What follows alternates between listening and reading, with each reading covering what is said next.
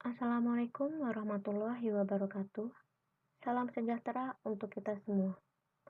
Kelompok kami terdiri dari Isrofiatul, Awang Putri Purwaning Ratri, Kinandra Rene Asokaranti, Ahmad Al-Amin, Fitri Wulandari, Rio Arisani, dan saya sendiri, Laili Sonia Putri Santi, akan mempresentasikan tentang profil sosiologis suku Bugis.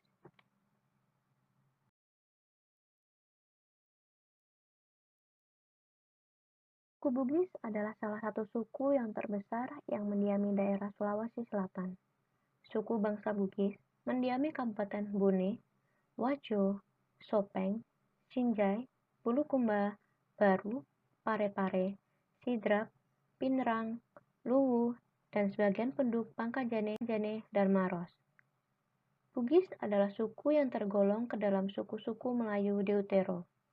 Kata Bugis berasal dari kata Tougi yang berarti orang Bugis.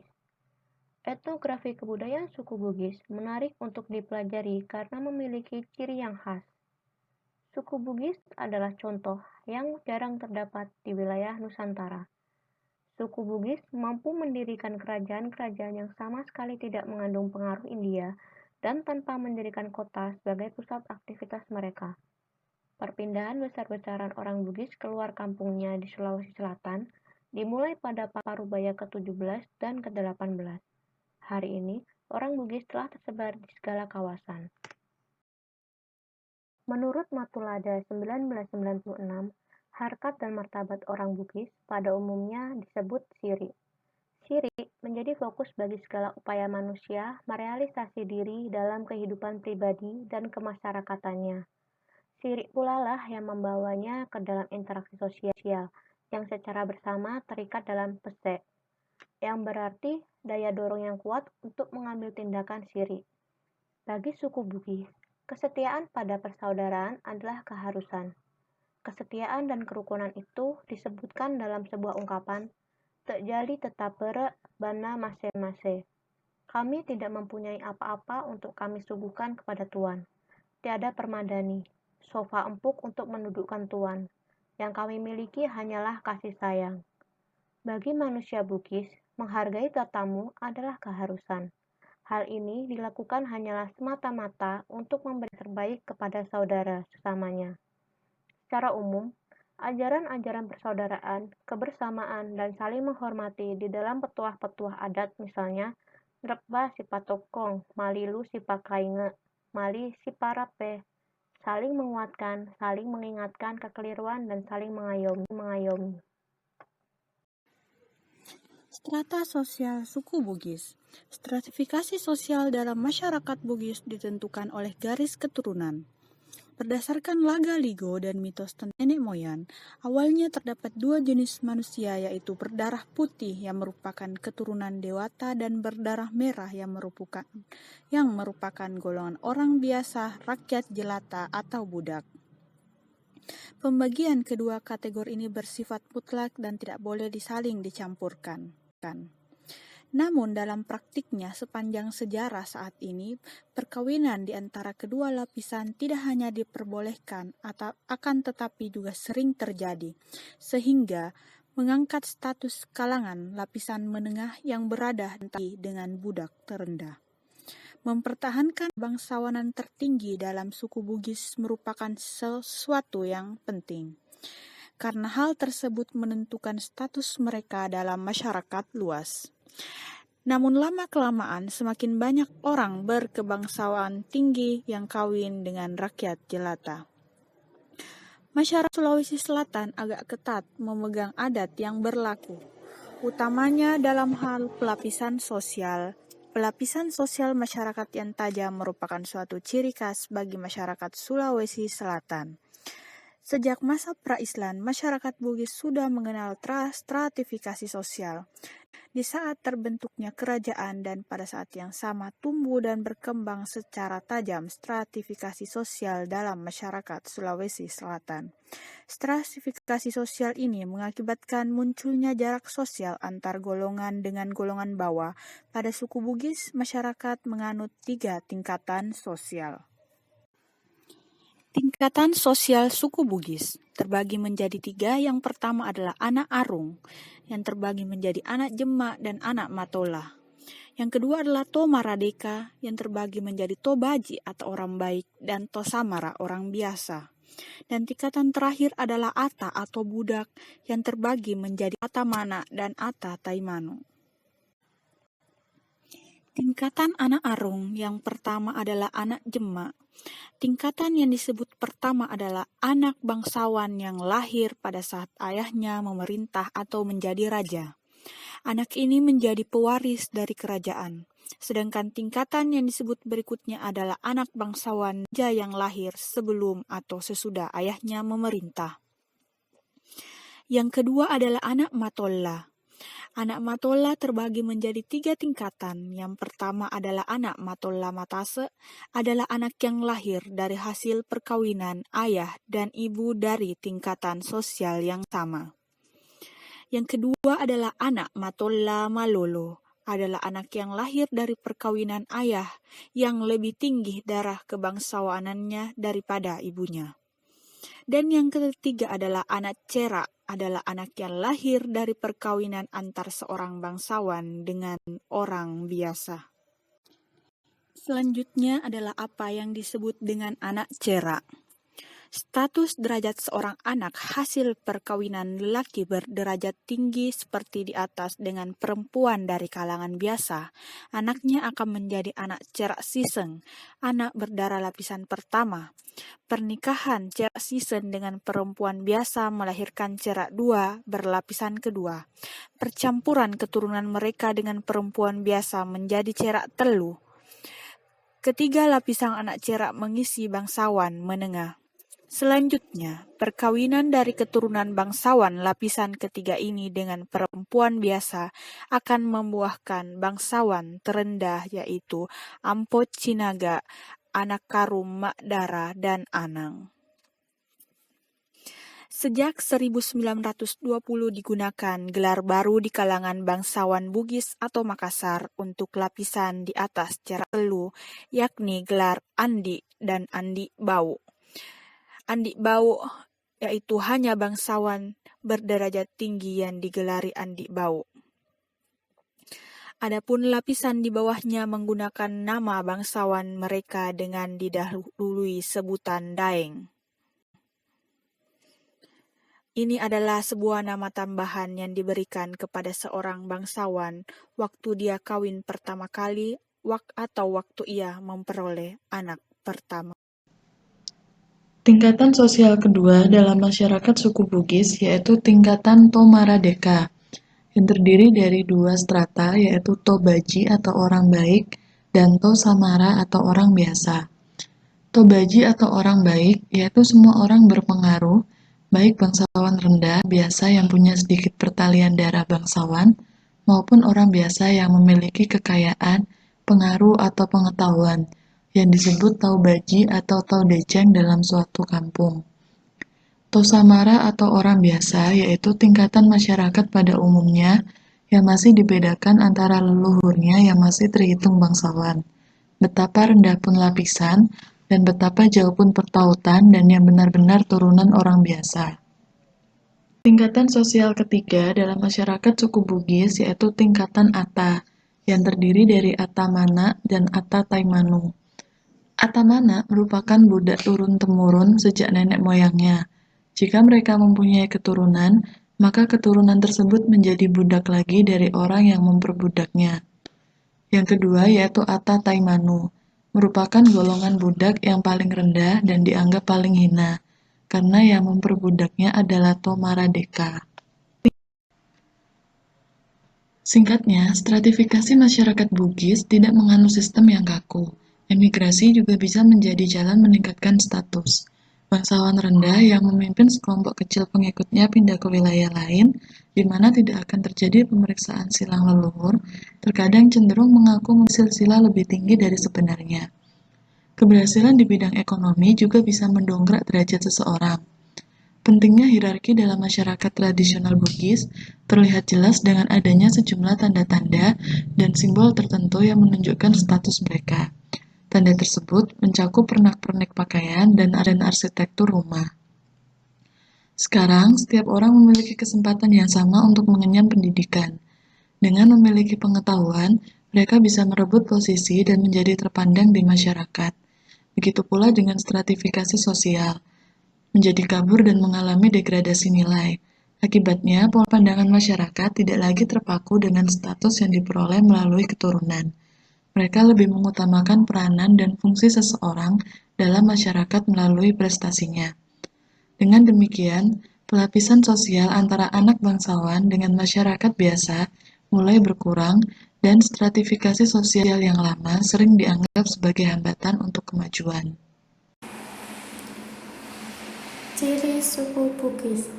Sinkretisme dalam masyarakat Bugis tradisional masih tetap melekat, meskipun ajaran Islam telah begitu lama masuk dalam masyarakat Bugis.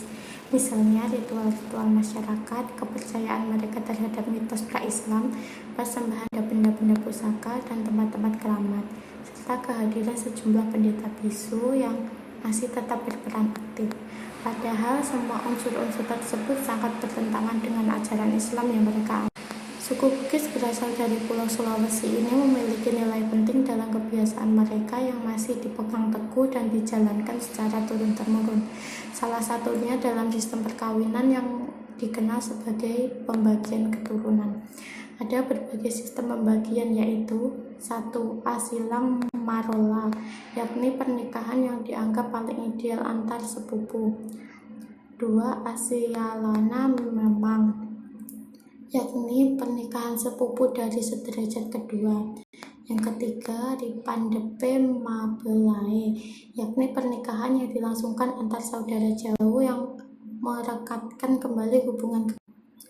Tradisi sebelum perkawinan masyarakat adat Bugis sangat unik, yakni dari berbagai kegiatan dengan proses yang cukup lama dan terbilang rumit. Masyarakat adat suku Bugis biasanya melakukan banyak hal yang memiliki makna lokal bagi mereka, seperti Mapuce-puce, Masura, dan Madupa. Mapuce yakni prosesi peminangan saat pihak laki-laki mengunjungi pihak perempuan. Kemudian Masura yakni kedatangan kedua kali bagi pihak laki-laki untuk memastikan waktu pernikahan sekaligus memberi uang panaik. Jumlah uang panaik ini sangat ditentukan dengan sosial pihak perempuan. Uang panaik lebih mahal ketika perempuan memiliki gelar pendidikan cukup tinggi atau sebagai seorang bangsawan.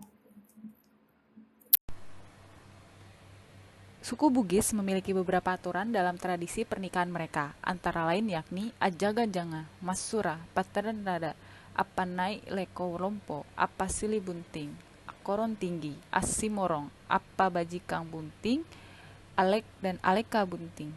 Tata cara tersebut mengatur mulai dari mempelai wanita dan pria melakukan peminangan hingga pada malam pertama.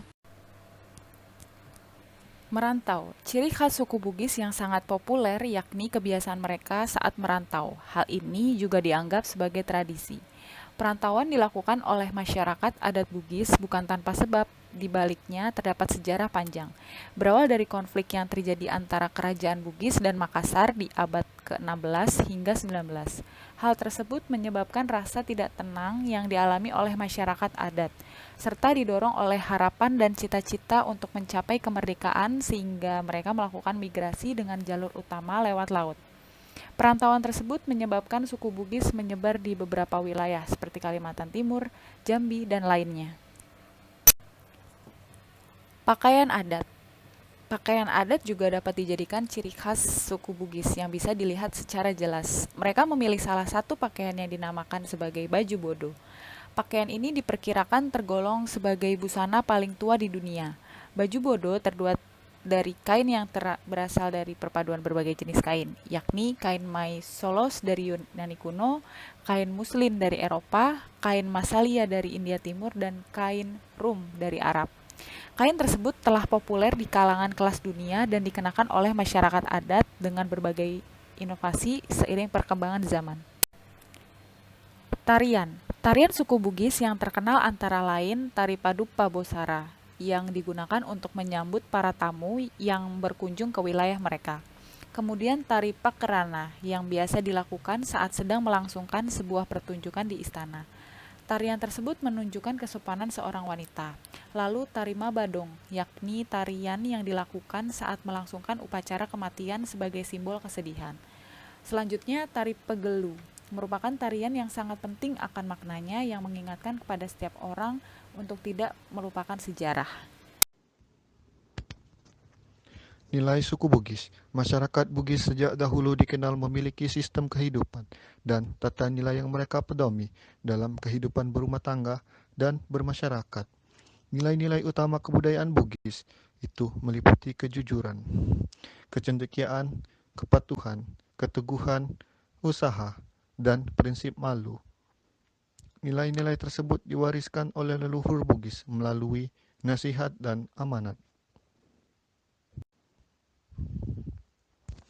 Mapa Dendang, tradisi Bugis yang dilakukan secara rutin, salah satunya yakni upacara Mapa Dendang.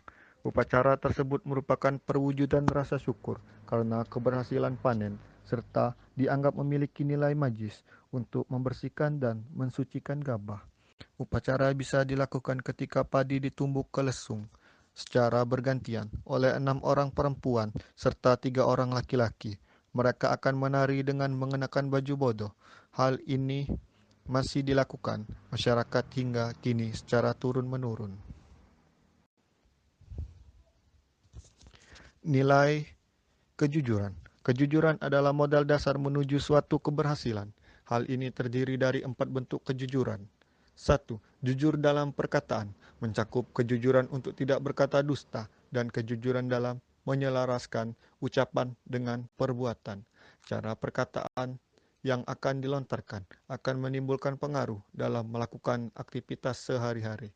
Oleh karena itu, masyarakat Bugis menekankan kepada keturunan-keturunannya untuk tidak berkata dusta dan menyelaraskan setiap ucapan yang disampaikan dengan perbuatan yang dilakukan. 2. Jujur dalam perbuatan meliputi kejujuran untuk tidak mengambil sesuatu yang bukan milik sendiri, kejujuran untuk mengambil sesuatu yang dihalalkan, kejujuran dalam memilih seorang panutan, kejujuran dalam menjalankan tugas sebagai pemimpin, dan kejujuran dalam memilih pemimpin. 3. Kejujuran dalam niat dan kehendak meliputi kejujuran dalam niat dan kehendak untuk memperoleh pengetahuan dan kejujuran dalam niat dan kehendak untuk bersikap tidak munafik. Apabila niat dan kehendak selalu disertai dengan sikap jujur, maka insya Allah segala sesuatu akan diridhoi oleh Allah Subhanahu wa taala. 4. Kejujuran tekad dan memenuhi janji mencakup 2 kejujuran, yaitu kejujuran dalam tekad untuk memiliki sikap jujur dalam memimpin dan kejujuran dalam memenuhi janji.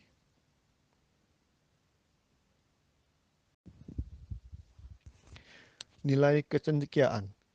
Pengetahuan merupakan salah satu hal utama yang sangat berguna untuk lingkungannya. Masyarakat yang berbudaya Bugis. Adapun nilai kecendekiaan terdiri dari 6 bentuk kecendekiaan, yaitu 1. Kecendekiaan dalam lingkungan sosial meliputi kecendekiaan dalam lingkungan sosial menyangkut kebudayaan dan kecendekiaan sosial dalam kemampuan mengkoordinasikan orang di sekitarnya. 2. Kecendekiaan interpersonal meliputi kecendekiaan interpersonal dalam kemampuan mematuhi hal yang baik, kecendekiaan interpersonal dalam kemampuan menambah ilmu dari pengalaman, dan kecendekiaan interpersonal dalam kemampuan pengalaman merupakan lahan tambah yang sangat penting untuk menambah kemampuan seseorang. 3. Kecendekiaan interpersonal mengenai kesadaran individu dalam menafsirkan kemampuan yang dimiliki. 4. Kecendekiaan menyangkut spiritual meliputi kecendekiaan spiritual dalam menjalankan kewajiban sebagai umat Islam, kecendekiaan dalam pemahaman syarat diwajibkan seorang muslim untuk sholat, kecendekiaan spiritual dalam membedakan perintah dan larangan dalam Islam. 5. Kecendekiaan emosional meliputi kecendekiaan emosional dalam mengambil keputusan dan kecendekiaan emosional menyangkut motivasi belajar. 6. Kecendekiaan adversity continent meliputi kemampuan mengatasi kesulitan.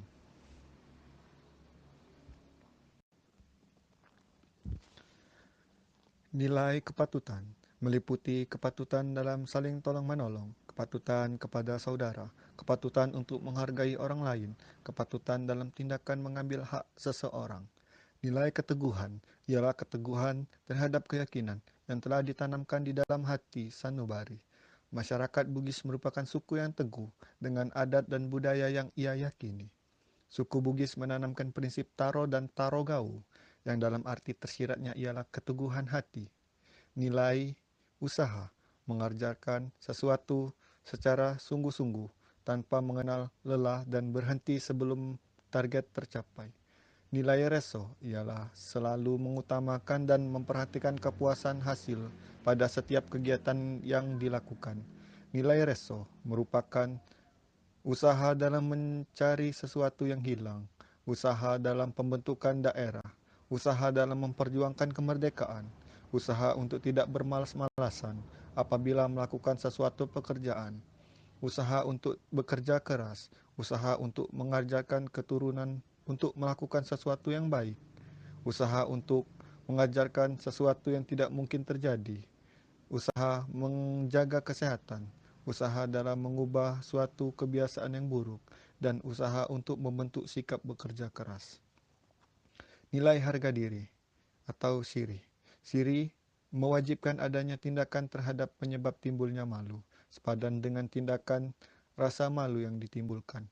Nilai harga diri atau siri yang mencakup siri dalam merendahkan sebuah amarah, siri menanggung aib, siri untuk tidak membalas perbuatan buruk seseorang, siri untuk menghargai jasa para pahlawan negara, siri untuk tidak menyerah dan mendapatkan sesuatu keberhasilan, siri untuk tidak bercanda secara berlebihan dan tidak merendahkan harga diri seseorang, siri menjaga harga diri orang lain, dan siri akan adab pada kebudayaan. Kelembagaan adat suku. Lembaga adat Bugis sebagai salah satu kekuatan tradisional yang masih perlu kiranya diterapkan di Sulawesi Selatan. Hal ini yang dapat mengurangi terjadinya konflik secara horizontal maupun vertikal. Masyarakat Bugis sendiri umumnya mengenal istilah Sandri Ade dan Risarae yang artinya ketentuan hukum adat bersandar pada hukum ajaran agama Islam. Ada 3 filosofi dalam penentuan sikap dan pola tingkah laku masyarakat suku Bugis yang terdiri dari Mapatupu Riade yang bertumpu pada adat, yang kedua yaitu Mapitangga Rirapange dengan memperhatikan pengalaman diri sendiri atau orang lain, dan yang ketiga yaitu Mapasandai Risarae yang menyadarkan perbuatan pada ajaran agama Islam. Kelembagaan adat suku yang berada di suku Bugis berbeda dengan suku lainnya, yang dimana dalam suku Bugis mengenal 5 jenis gender yang terdiri dari gender laki-laki, gender perempuan, perempuan berpenampilan seperti laki-laki, laki-laki yang berpenampilan seperti perempuan, dan bisu. Keberadaan bisu ini sendiri dalam sejarah suku Bugis dianggap sejaman dengan kelahiran suku Bugis itu sendiri, yang dimana bisu merupakan pemuka adat dan pendeta agama Bugis kuno dalam pra-Islam atau sebelum masuknya Islam. Selain menampung 2 elemen genre manusia yang yaitu laki-laki dan perempuan. Dalam struktur budaya Bugis, peran bisu ini tergolong sangat istimewa atau sangat penting dalam kehidupan bermasyarakat dan sehari-hari, yang dimana dianggap sebagai satu-satunya operator komunikasi antara manusia dengan dewa yang dilakukan melalui berbagai kegiatan seperti upacara tradisional dengan ritual-ritual yang dapat mempersatukan antara manusia dengan dewa. Bisu atau pendeta Bugis kuno ini akan berperan dalam menentukan hari-hari baik atau hari buruk, dalam mengatur prosesi adat istiadat, dan menyiapkan segala peralatan upacara dalam melakukan ritual-ritual kebudayaan di suku Bugis. Adapun penyusunan dari profil suku Bugis ini, kami menggunakan beberapa referensi sebagai berikut. Itulah yang bisa kami paparkan terkait profil sosiologis suku Bugis, dengan harapan dapat membantu teman-teman untuk lebih mengenali dan memahami bagaimana keberagaman yang dimiliki oleh Indonesia. Apabila ada tutur kata yang salah dan kurang berkenan, kami mohon maaf. Terima kasih banyak untuk waktu yang diluangkan. Sekian dari kami. Wassalamualaikum warahmatullahi wabarakatuh. Itulah yang bisa kami